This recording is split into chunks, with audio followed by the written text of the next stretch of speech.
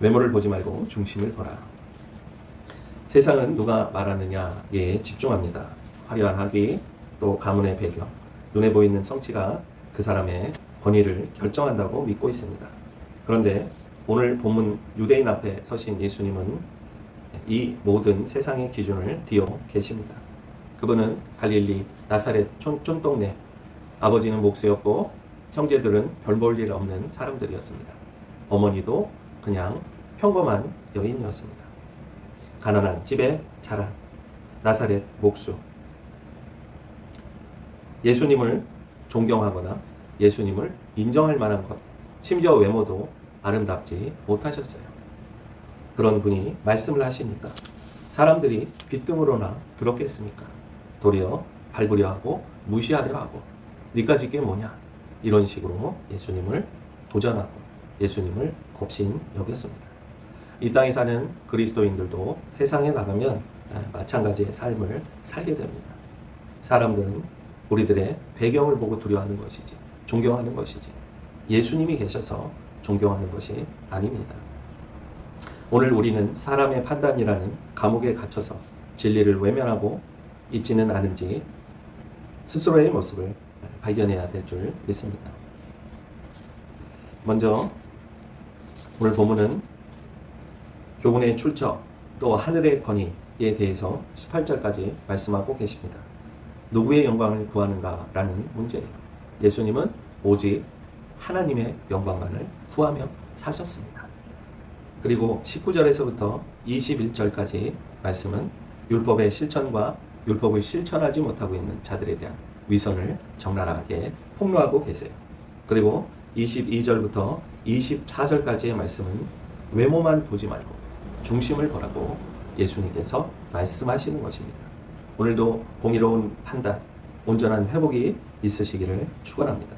먼저 14절부터 18절까지 말씀을 보겠습니다. 첫 번째로 예수님은 교훈의 출처, 하늘의 권위에 대해서 말씀하고 계십니다. 예수님은 누구의 영광을 구하냐에 모든 초점을 맞추고 말씀하셨습니다.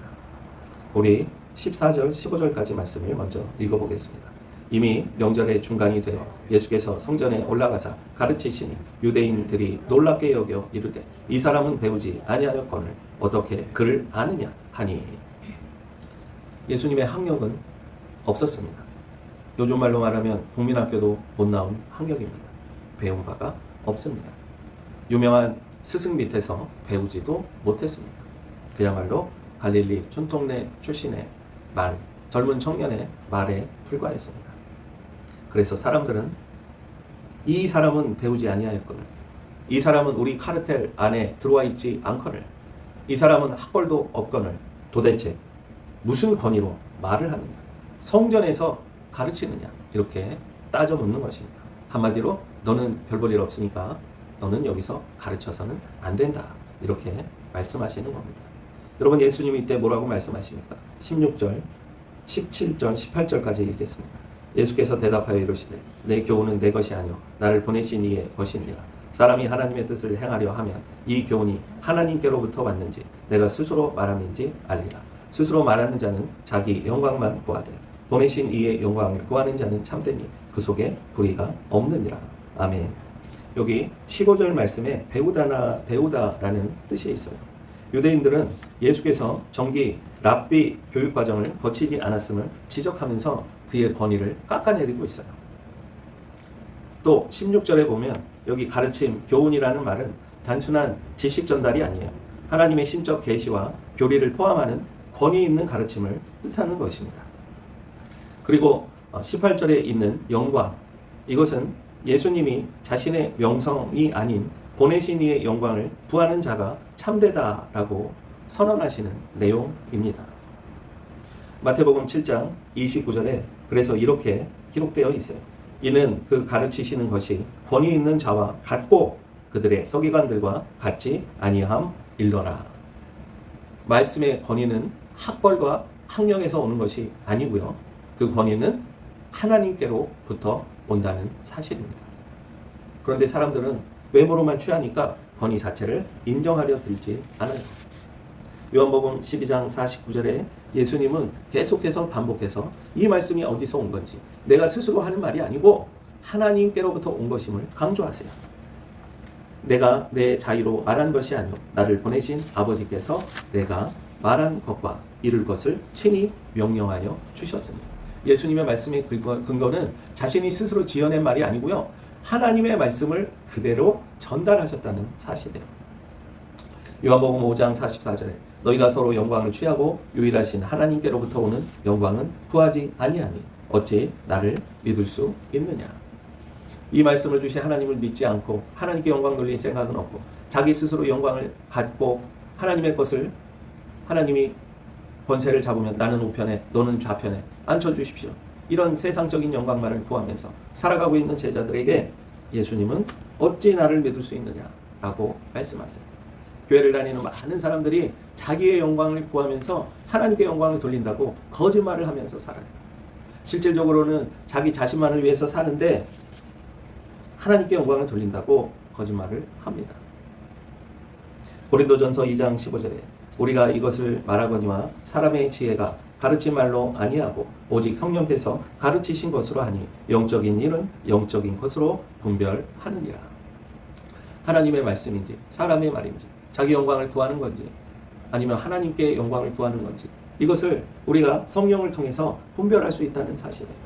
근데 사람들은 이것이 성령께로 왔다고 거짓말을 합니다. 자기 영광을 구하면서 하나님께로 왔다고 거짓말을 합니다. 그래서 사도 바울은 일평생 사람을 기쁘게 하는 말을 하지 않았어요. 갈라디아서 1장 10절에 이제 내가 사람들에게 좋게 하랴, 하나님께 좋게 하랴, 사람들에게 기쁨을 구하랴, 내가 지금까지 사람들의 기쁨을 구하였다면 그리스도의 종이 아니니라 말씀하고 있어요. 사도 바울은 한 번도 하나님의 말씀을 전하기를 원했지 사람을 기쁘게 하는 귀가 간지러운 것을 긁어주는 말을 하지 않았다는 사실이에요. 레온 모리스라는 학자는 유대인들은 학문적 배경을 중요시했지만 예수님은 진리의 기준이 학문이 아니라 순종임을 보여주신다. 하나님을 따르고자 하는 의지가 있을 때 비로소 그 교훈의 신성을 깨닫게 된다라고 말씀했어요. 요한 칼빈은 그리스도의 가르침이 인간적인 것이 아니라 신적인 것임을 확증하는 가장 큰 증거는 그분이 오직 하나님 아버지만을 높이셨다는 점에 있다. 자기 영광을 구하는 자는 반드시 진리를 왜곡하기 마련이다. 그렇게 살잖아요. 많은 사람들이 그렇게 살아요. 유명한 토스카니가 하루는 단원들이 너무나도 그가 지휘를 잘하니까 막 찬사를 보내는 거예요. 베토벤의 곡을 연주하면서 그는 이렇게 말했습니다. 나는 아무것도 아닙니다. 나는 오직 베토벤, 그가 기록한 악보가 전부입니다. 원래 작곡가가 기록한 그 악보대로 연주를 했을 뿐이라고 얘기를 하는 거예요. 그런데 우리는 어떻게 삽니까? 하나님의 말씀을 가지고 내 마음대로 작곡을 하고 내 마음대로 휘둘러요. 그리고 이것이 하나님께로 왔다고 거짓말을 합니다. 여러분, 가장 좋은 것은 원본대로 하는 거예요. 원래대로 하는 거예요. 하나님의 말씀대로 순종하고 사는 겁니다. 이것이 진정한 믿음이라는 것입니다. 내가 봉사하고 가르치는 목적이 나의 영광을 위한 것인지 하나님의 영광을 위한 것인지 날마다 자문하고 스스로 물어보면서 살아가야 합니다. 두 번째는 율법의 실천과 위선을 19절부터 21절까지 말씀을 통해 우리에게 폭로하고 계세요. 먼저 19절부터 20절까지 말씀을 보겠습니다. 모세가 너희에게 율법을 주지 아니하였느냐? 너희 중에 율법을 지키는 자가 없도다. 너희가 어찌하여 나를 죽이려 하느냐? 무리가 대답하되 당신은 귀신이 들렸도다. 누가 당신을 죽이려 하는가? 모세가 너희에게 율법을 주었다라고 말씀했어요. 그런데 율법을 하나도 안 지키고 있어요. 그런데도 율법을 다 지키고 있다고 말을 해요. 여러분, 이런 엉터리가 어디 있습니까? 예수님이 아니라고 하면 아닌 거예요. 하나님이 아니라고 하면 아닌 겁니다. 여기서 예수님의 말씀이 틀렸어요 라고 말하는 순간 불법이 되고 하나님의 말씀을 대적하는 것이 되는 거예요. 여기서 율법이라는 것은 19절에 이 기록된 말씀은 모세오경을 지칭하는 말씀입니다. 유대인들은 율법의 소유자임을 자랑했지만 예수님은 그들이 율법의 핵심인 생명과 사랑, 공의를 놓치고 있음을 지적하신 거예요. 19절에 보면 죽인다는 말씀이 나오죠. 살해한다는 말씀이 나옵니다. 왜 그랬을까요? 그들은 진리를 지적하신 예수님의 말씀을 대적한 거예요. 싫은 거예요. 듣기 싫은 거예요. 하나님의 말씀을 듣기 싫어한 거예요. 유대인들은 율법을 수호한다고 자부하면서도 정작 율법이 금지한 살인을 마음속에 품고 예수님을 죽이려고 했던 거예요. 여러분, 이 결과가 어떻게 됐습니까? 결국은 예수님을 십자가에 못 박아 죽이게 됩니다. 20절 말씀 읽어보겠습니다. 21절 말씀 읽어보겠습니다. 예수께서 대답하여 이르시되 내가 한 가지 일을 행하면 너희가 다 이로 말미암아 이상히 여기도다. 안식일에 병자를 고쳐주셨는데, 여러분, 이것은 칭찬을 받아 마땅한 일 아닙니까? 하나님께 영광을 돌려야 할 일 아닙니까? 그런데도 사람들은 예수님이 안식일날 일을 했다, 율법을 범죄하여 율법을 어겼다, 예수님을 처형해야 한다, 이렇게 죽이려고 한다는 사실이에요. 여기 심지어 예수님을 귀신 들렸다 이렇게까지 얘기합니다. 20절에 당신은 귀신이 들렸도다. 누가 당신을 죽이려 합니까? 이미 죽이려고 그 살기를 가지고 예수님을 바라보면서 예수님을 책잡으려고 말했던 그 유대인들이 누가 당신을 죽이려 하는가? 본인이 죽이려고 하면서 거짓말을 하는 것입니다.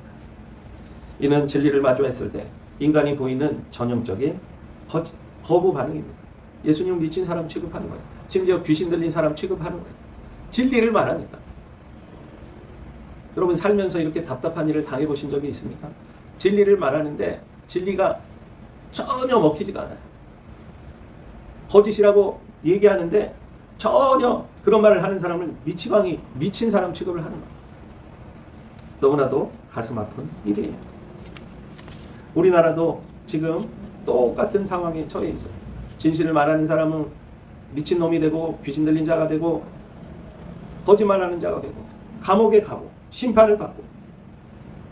로마서 2장 13절에 하나님 앞에서는 율법을 듣는 자가 의인이 아니요 오직 율법을 행하는 자라야 의롭다 하심을 얻느니라. 야고보서 1장 22절에 너희는 말씀을 행하는 자가 되고 듣기만 하여 자신을 속이는 자가 되지 말라. 모든 대형 교회들이 교회 안에서 침묵하라고 합니다. 진리를 말하지 말라고 합니다. 그러나 우리는 말씀을 행하는 자가 되어야 해요. 그래서 예수님이 마태복음 23장 33절에 이렇게 말씀하셨어요. 화 있을진저 외식하는 서기관들과 바리새인들이여 율법에 더 중한 바 정의와 긍휼과 믿음은 버렸도다. 시편 50편 16절에 악인에게는 하나님이 이르시되 내가 어찌하여 내 율례를 전하며 내 언약을 내 입에 두느냐. 도리어 하나님의 말씀을 가지고 거짓을 말하려면, 성도들의 입을 막고 침묵을 시키려면, 그런 짓을 하려면 악인이라고 말씀하고 계십니다. 마틴 루터는 율법은 거울과 같다. 유대인들은 거울로 자기의 얼굴에 때를 닦는 대신 거울 자체를 숭배하며 그 거울로 남을 때리고 있었다.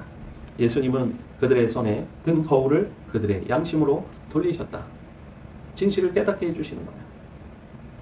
윌리엄 버클레이는 종교적 위신은 무서운 병이다. 그들은 안식일에 형식을 지키기 위해 안식일의 주인인 예수를 죽이려 했다. 이것이 바로 문자에 갇힌 신앙의 비극이다. 성경 지식이 남을 정죄하는 칼이 되고 있지는 않습니까? 율법은 나를 비추는 등불이지 남을 때리는 몽둥이가 아닙니다. 진리를 들었을 때 화가 난다면, 다른 사람이 생각난다면 그것은 내 안에 위선이 드러났다는 신호일 수 있습니다. 세 번째, 마지막으로 공의로운 판단과 온전한 회복을 우리에게 요청하고 계십니다. 우리 22절부터 24절까지 말씀 같이 읽어보겠습니다. 모세가 너희에게 할례를 행했으니 그러나 할례는 모세에게서 난 것이 아니요 조상들에게서 난 것이라. 그러므로 너희가 안식일에도 사람에게 할례를 행하느니라. 모세의 율법을 범하지 아니하려고 사람이 안식일에도 할례를 받는 일이 있거든. 내가 안식일에 사람의 전신을 건전하게 한 것으로 너희가 내게 노여워하느냐. 외모로 판단하지 말고 공의롭게 판단하라. 아멘. 유대인들은 안식일에 8일째가 되는 날 아기에게 할례를 행했어요. 안식일에는 일하면 안 된다면서요. 그런데 할례를 행했어요. 관습적으로. 율법의 충돌 상황이 올 때 할례를 우선시 했다는 사실이에요. 자기네들은 법을 어기면서 예수님은 안식일의 주인이신데 병자를 고쳐주셨다고 예수님을 정죄한 거예요. 또 23절에 건강한, 온전한이라는 뜻을 가진 이 말씀은 예수님께서 베데스다 연못에 병자를 고치신 사건을 언급하는 내용입니다. 몸의 일부를 정결하게 하는 것보다 전 인격을 회복시키는 것이 안식일의 참된 정신임을 강조하고 계신 말씀이에요. 그리고 여기서 외모, 이것은 눈에 보이는 형식이나 조건을 뜻하는 거다. 사람들은 눈에 보이는 게 전부라고 말해요. 그렇지 않습니다. 24절에 기록된 공의로운 판단은 사람의 기준이 아닌 하나님의 기준, 사랑과 긍휼, 공의, 근본적인 본질적인 판단을 하라는 말씀입니다. 사무엘상 16장 7절에 사무엘이 이렇게 말하죠. 사람은 외모를 보거니와 나 여호와는 중심을 보느니라. 하나님께서 사무엘의 잘못된 판단, 그것을 보고 하나님께서 바로잡는 장면이에요. 이사야서 11장 3절에 그의 즐거움이 여호와를 경외함에 있을 것이며 그의 눈에 보이는 대로 심판하지 아니하며 그의 귀에 들리는 대로 판단하지 아니하며. 하나님은요, 보는 대로 들리는 대로만 판단하는 분이 아니에요. 소문대로 여론에 따라서 언론에 조작된 그런 거짓 소리를 듣고 판단하는 것이 아니라 진리로 판단하신다는 말씀입니다. 근데 우리는 보이고 귀에 들리는 게 전부잖아요. 안 보이면 믿을 수 없고, 보여야만 믿을 수 있고, 들려야만 믿을 수 있고, 만져야만 믿을 수 있고. 진실은 그렇지 않다는 거예요. 요한복음 8장 15절에 너희는 육체를 따라 판단하나 나는 아무도 판단하지 아니하노라. 오직 하나님의 공의로운 판단만 있다는 말씀이에요. 신명기 1장 17절에 재판은 하나님께 속한 것인즉 너희는 재판할 때 외모를 보지 말고 귀천을 차별 없이 듣고 사람의 낯을 두려워하지 말 것이며. 사람을 두려워하면 잘못된 재판 결과가 나옵니다. 사람을 무서워하고 정권을 무서워하고 정치를 무서워하면 재판관들도 올바른 판단을 내릴 수가 없습니다. 공의로운 판단을 하라고 말씀하고 있어요. 하나님께 속한 것이라고 말씀하고 있어요. 그런데 공의로운 판단을 하지 않고 사람의 권력과 아부하고 또 자기가 살기 위해서 거짓 판결을 하고 자기에게 득이 되니까 거짓 판결을 하고, 이런 판단을 하는 자들은 하나님께서 가만두시지 않는다는 말씀이에요. 왜냐하면 재판은 하나님께 속한 것이기 때문이에요. 마태복음 12장 12절에 사람이 양보다 얼마나 더 귀하냐. 그러므로 안식일에 선을 행하는 것이 옳으니라. 안식일은 선을 행하는 날입니다. 하나님께서 그렇게 하도록 그날을 지정하신 겁니다. 축복의 날이에요. 그런데 병자를 고쳐주셨다는 이유 하나로 예수님을 율법을 어겼다고 하고 하나님을 대적했다고 하고 이렇게 누명을 뒤집어씌우고 심지어 귀신 들렸다고까지 하고 못 배웠다. 진실을 말하면 인정을 받지 못하는 게 세상입니다. 성 어거스틴은 그들은 손가락 끝을 치료하는 일은 안식일에 하면서 사람의 전체를 구원하는 일에 분노했다. 이것은 오직 육적인 눈을 가진 자들의 소경됩니다. 찰스 스펄전은 외모로 판단하는 것은 사탄의 방식이다. 사탄은 겉모습으로 우리를 속이지만 그리스도는 영혼의 깊은 곳을 보신다. 우리는 사람의 가문을 보지 말고 그 안에 있는 하나님의 형상을 보아야 한다. 학벌, 외모, 경제력으로 사람을 판단하는 죄를 회개해야 합니다. 본질에 집중하십시오. 교회의 전통이나 형식이 생명을 살리는 것보다 앞서고 있지는 않은지 늘 깨어서 주의해야 합니다. 사랑하는 성도 여러분, 오늘 주님은 우리에게 묻습니다. 너희는 무엇을 보고 있느냐? 유대인들은 예수님의 학벌을 보았고 안식일의 문자를 보았으며 자신들의 기득권을 보았습니다. 그러나 그들은 그들 앞에 서 계신 생명의 주를 보지 못했습니다. 외모는 화려할지라도 그 속은 썩어가는 무덤과 같았던 종교 지도자들의 길을 가시겠습니까? 아니면 배우지 못한 목수처럼 보이나 하나님의 영광만을 구하며 온전한 치유를 선포하신 예수님의 길을 가겠습니까? 우리의 판단 기준을 나의 유익에서 하나님의 공의로 옮겨야 합니다. 껍데기를 숭상하는 시대에서 알맹이가 되신 예수 그리스도의 진리를 붙드십시오. 그때 비로소 우리는 사람을 살리고 시대를 깨우며 하나님을 미소 짓게 하는 진짜 제자가 될 것입니다. 공의로운 판단, 외모로 판단하지 않고 중심으로 판단하는 여러분의 삶의 자유가 하나님의 축복이 넘치시기를 축원합니다. 기도하겠습니다. 거룩하고 사랑이 많으신 하나님, 오늘 주신 말씀을 통해 외모로 판단하시지 않고 우리의 중심을 보시는 하나님, 정말 우리의 동기, 우리의 마음을 통해 주님의 선을 이루게 하옵소서. 하나님께서 우리의 모든 죄악들을 깨끗이 씻어주시고 바리새인과 같은 유대인들과 같은 삶을 살지 말게 하시고 오직 예수님의 제자, 거듭난 제자들의 삶을 우리도 살게 하옵소서. 예수님처럼 예수님이 기뻐하시는 길을 걸어가며 살게 하옵소서. 우리 주 예수 그리스도의 이름으로 기도했습니다. 아멘. 이제는 우리 주 예수 그리스도의 은혜와 하나님 아버지의 무한하신 사랑하심과 성령님의 감동 감화 축복하시는 은혜가 사람을 외모로 취하는 것이 아니라 그 중심을 보고 또 하나님을 경외하며 살기로 결단한 우리 생교회 성도님들 머리 위에, 직장 위에, 사업장 위에, 일터 위에, 하시는 모든 일들 위에, 가정 위에, 사랑하는 자녀들 머리 위에 이제로부터 영원토록 함께하옵시기를 간절히 축원하옵나이다. 아멘.